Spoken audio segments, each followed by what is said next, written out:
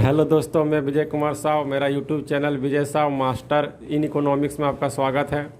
मैं आज आप लोगों को इकोनॉमिक्स सब्जेक्ट अर्थशास्त्र से आप लोगों को जो टॉपिक पढ़ाऊंगा उस टॉपिक का नाम है मुद्रा की परिभाषा और उसके कार्य।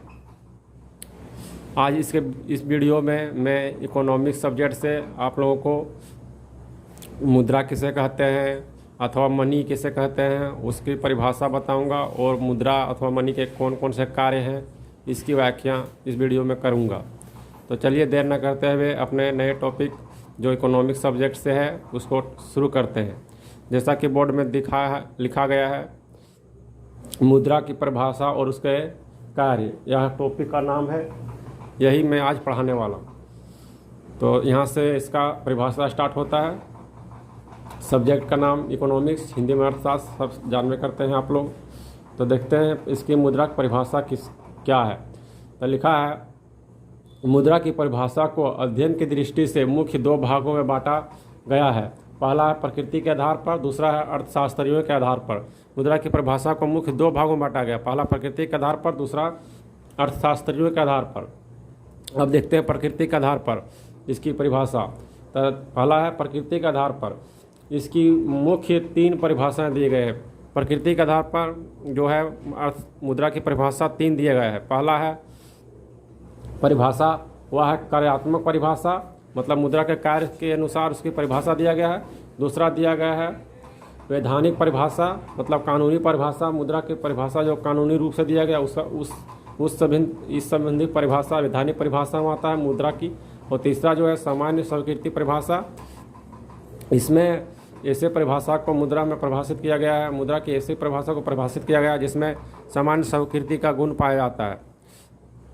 इसी पर इसमें जोर दिया गया है। सामान्य स्वीकृति की परिभाषा तीसरा परिभाषा है प्रकृति के आधार पर। तथा ये जितने भी परिभाषा दिए गए हैं वह किसी न किसी अर्थशास्त्री के द्वारा दिया गया है, इसलिए अर्थशास्त्रियों के आधार पर जो परिभाषा दिया गया है दूसरा नंबर वो मैंने नहीं लिखा है, क्योंकि ये सब जो परिभाषा दिया गया है वो किसी न किसी अर्थशास्त्री ने दिया है। जैसे पहला एक में देखिए यहाँ लिखा है कार्यात्मक परिभाषा में मुद्रा वह है जो मुद्रा का कार्य करे। यह किसी अर्थशास्त्री ने बोला होगा अथवा अर्थशास्त्री के अनुसार यह भी परिभाषा हो जाएगा, इसलिए मैं दूसरा परिभाषा जो है अर्थशास्त्रियों के आधार पर उसका मैंने इस वीडियो में परिभाषा नहीं लिखा है। लिखा तो है लेकिन सिर्फ बताया नहीं है, वहाँ खाली लिखना पड़ेगा अर्थशास्त्री का नाम। जैसे ये वाला लिखा ना, तो ये वाला कौन बोला है इसका नाम लिखना पड़ेगा, इसको मैंने छोड़ दिया है। मतलब कहने का अर्थ है कि मैंने प्रकृति के आधार पर सिर्फ मुद्रा की परिभाषा दिया है और अर्थशास्त्रियों के आधार पर भी दिया है, लेकिन इस पॉइंट को मैंने यहाँ पर नहीं लिखा है दूसरा नंबर पर। तो चलिए देखते हैं कार्यात्मक परिभाषा में क्या परिभाषा दिया गया है। तो इसमें दिया गया है कि मुद्रा वह है जो मुद्रा का कार्य करे, मतलब मुद्रा वह है जो मुद्रा का कार्य करता है, उसे ही मुद्रा कहते हैं। दूसरा परिभाषा जो दिया गया है प्रकृति के आधार पर वह है वैधानिक परिभाषा। वैधानिक परिभाषा के अंतर्गत बोला है कि कोई भी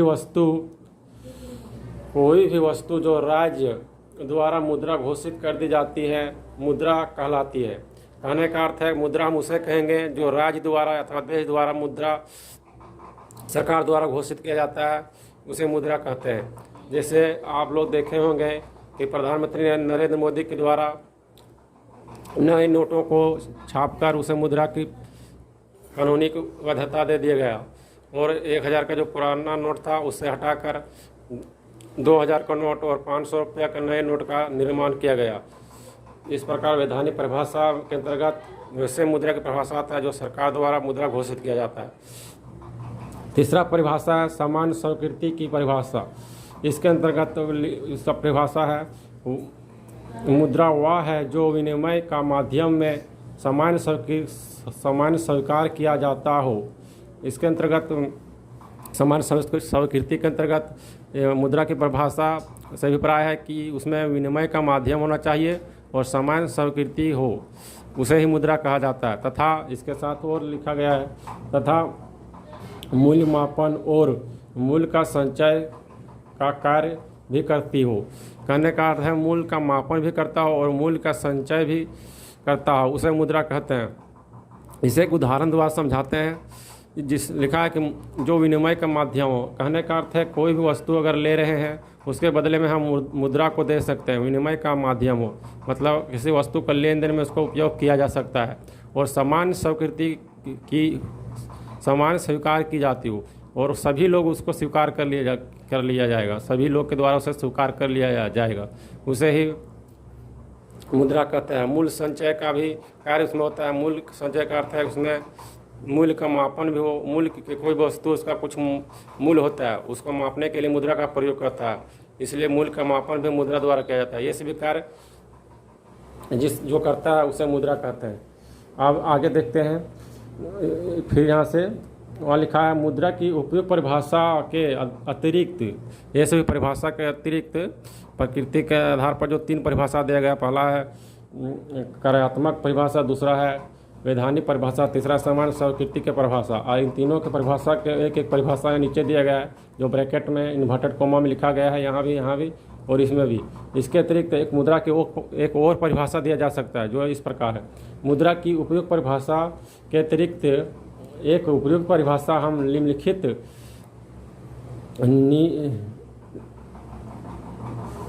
नीचे लिख सकते हैं। मुद्रा की परिभाषा के उपयुक्त परिभाषा के अतिरिक्त हम एक परिभाषा लिख सकते हैं जो निम्न है।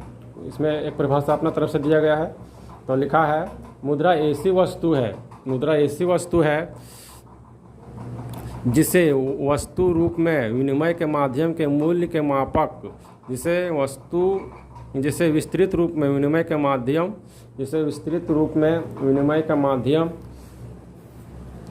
माध्यम तथा मूल्य के संचय के रूप में स्वतंत्र एवं सामान्य रूप से स्वीकार किया जाता है, मुद्रा कहलाता है। कहने का यही अर्थ है कि मुद्रा हम उसे कहेंगे जो विनिमय का माध्यम हो, मूल्य का मापन हो तथा ऋणों का अंतिम भुगतान हो तथा मूल्य के संचय के रूप में स्वतंत्र एवं सामान्य रूप से स्वीकार किया जाता हो, मुद्रा कहलाता है। ये सभी गुण जिस वस्तु में पाया जाता है उसे मुद्रा कहते हैं। अब मुद्रा के कार्य देखते हैं। मुद्रा के कार्य का अध्ययन 3 वर्गों में विभाजित करके किया जाता है, जिसे मुद्रा के कार्य कहते हैं। पहला मुद्रा का कार्य है प्राथमिक कार्य, दूसरा है गौण कार्य या सहायक कार्य, तीसरा है आकस्मिक कार्य। ये तीनों कार्य मुद्रा के कार्य हैं। इसके अंतर्गत भी प्राथमिक कार्य के अंतर्गत मूल्य का मापन और वस्तुओं का विनिमय आता है, और गौण के अंतर्गत सहायक कार्य आते हैं। इसी तरह इसके अंतर्गत भी निम्नलिखित कार्य आते हैं जिसकी व्याख्या मैंने नहीं किया है। लेकिन मुद्रा का मुख्य 3 कार्य होता है, जो है प्राथमिक कार्य ए नंबर, और दूसरा है गौण कार्य, और सी नंबर जो तीसरा है आकस्मिक कार्य। ये सभी मुद्रा के कार्य हैं।